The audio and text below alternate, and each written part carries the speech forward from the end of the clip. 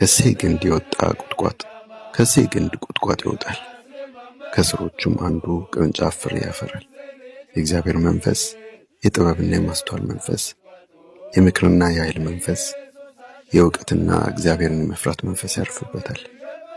እግዚአብሔርን በመፍራት ደስ ይለዋል። ዓይኑ እንዳየ አይፈርድም፣ ጆሮም እንደሰማ አይበይንም። ነገር ግን ለድሆች በጽድቅ ይፈርዳል፣ ለምድር ምስኪኖችም ፍትሕን ይበይናል።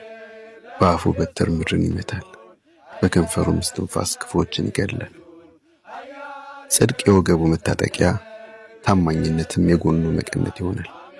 ተኩላ ከበግ ጠቦት ጋር ይኖራል፣ ነብሩም ከፍየል ግልገል ጋር ይተኛል። ጥጃ የአንበሳ ደቦልና የሰባ ከብት በአንድነት ይሰማራሉ፣ ትንሽ ልጅም ይመራቸዋል። ላምና ድብ በአንድነት ይሰማራሉ፣ ልጆቻቸውም አብረው ይተኛሉ። አንበሳም እንደ በሬ ገለባ ይበላል። ጡት የሚጠባ ሕፃን በአደገኛ እባብ ጉድጓድ ላይ ይጫወታል። ጡት የጣለም ሕፃን እጁን በእፉኝት ጉድጓድ ይከታል።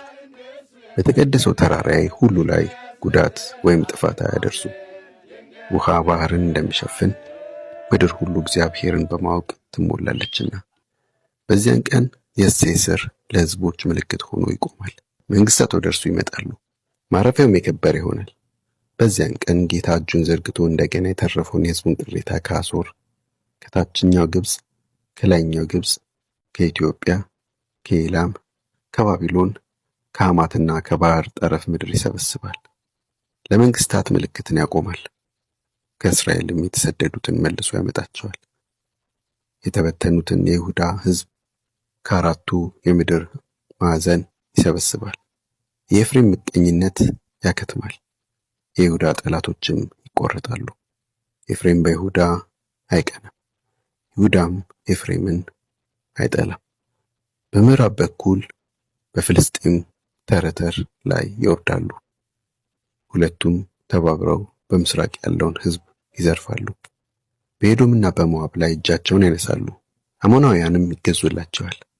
እግዚአብሔር በሚጋረፍም ነፋስ የግብፅን ባሕረ ሰላጤ ያደርጋል።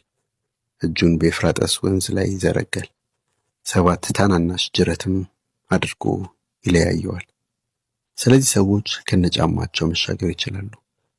እስራኤል ከግብፅ በወጣ ጊዜ እንደሆነ ሁሉ ከአሦር ለተረፈው ቅሬታ ሕዝብ እንዲሁ ጎዳና ይዘጋጅለታል።